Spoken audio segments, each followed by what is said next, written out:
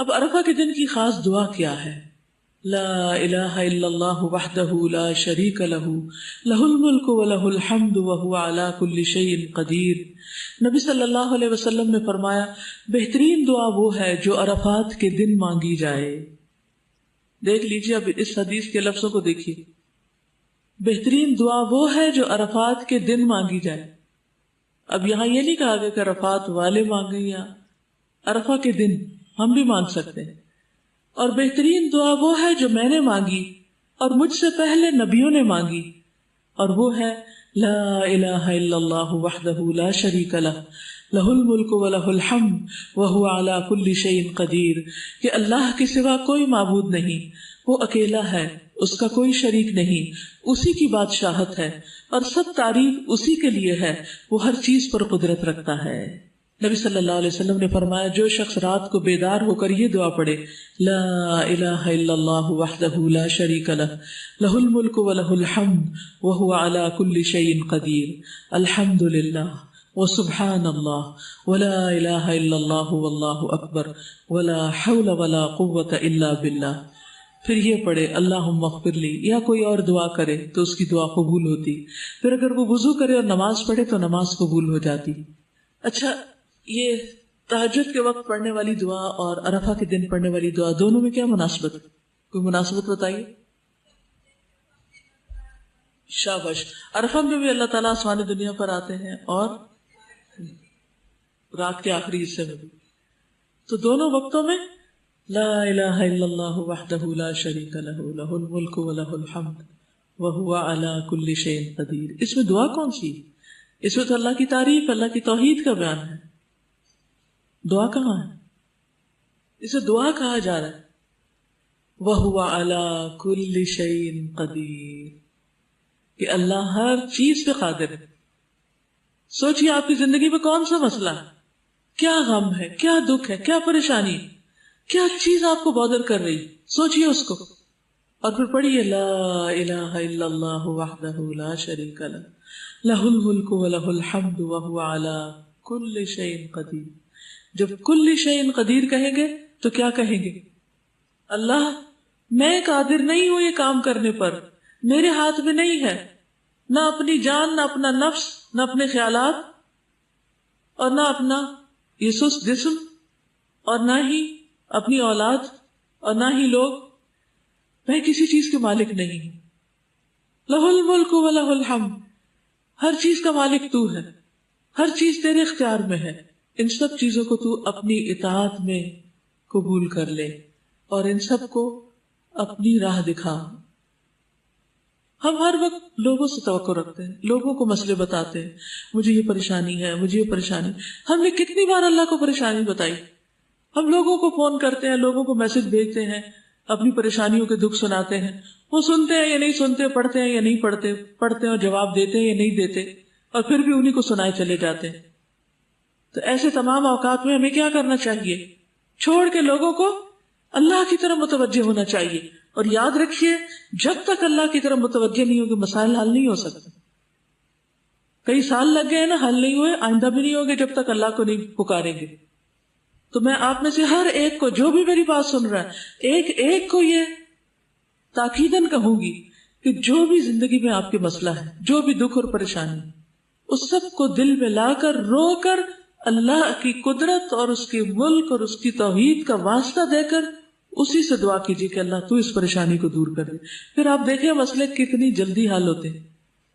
بندے کسی چیز پہ قادر نہیں ہیں، جو قادر ہے اس کو پکاریے۔ اور میں ہمیشہ سوچتی ہوں اللہ تعالیٰ اس وقت کیا سوچتا ہوں، کیا کہتا ہوگا کہ کام تو میں کر سکتا ہوں اور بتا یہ لوگوں کو رہا ہے جو کسی چیز پہ قادر نہیں، سب کچھ تو میرے اختیار میں ہے اور دیکھ یہ لوگوں کی طرف رہا ہے۔ یہ تو ایسے ہی ہے نا جیسے ہمیں سخت پیاس لگی ہو اور جس شخص کے ہاتھ میں پانی کا گلاس ہو اس کو اگنور کر کے دوسروں کو کہے پانی پلا دو، پانی پلا دو، جن کے ہاتھ میں پانی ہے ہی نہیں۔ بتائیے بندوں کے ہاتھ میں کیا ہے؟ کچھ بھی تو نہیں۔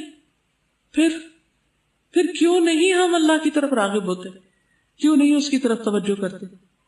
تو آج آپ نے کثرت سے جو ذکر کرنا ہے اور جو دعا بار بار پڑھتے رہنا ہے، وہ یہی دعا ہے.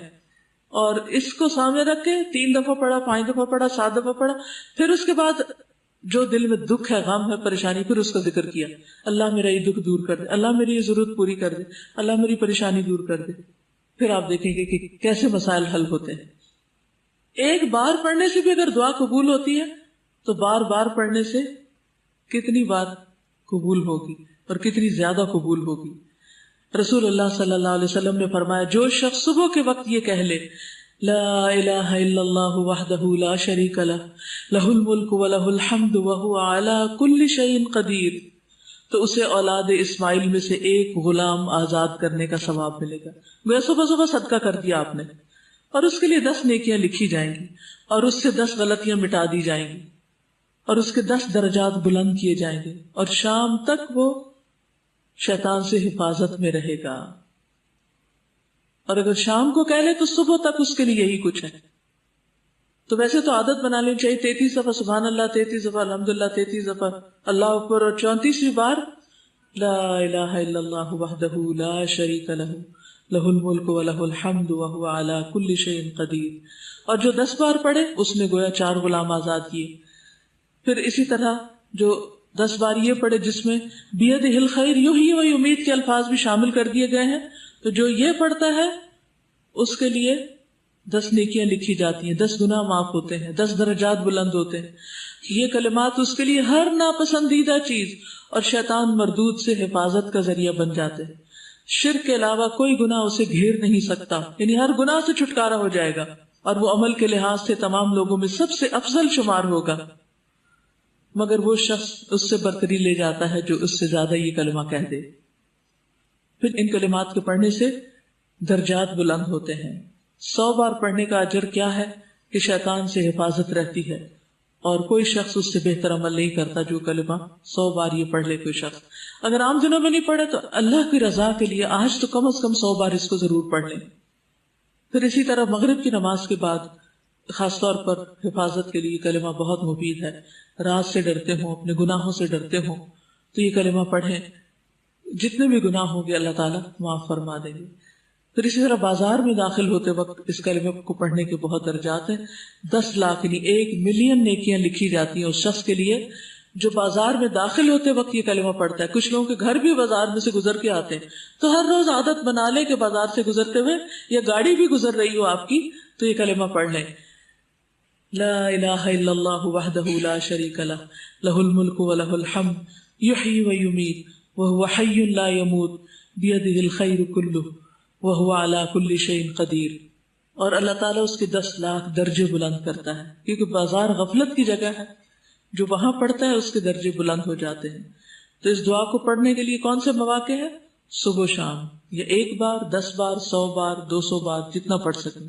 سوتے وقت 1 بار، رات کو آنکھ کھلنے پر 1 بار، بازار میں داخل ہوتے وقت 1 بار، ہر نماز کے بعد 3 بار، مغرب کی نماز کے بعد 10 بار، دوران سفر 1 بار، صفا مروہ چڑھتے وقت 3 بار، اور عرفہ کے دن ان گنت بار.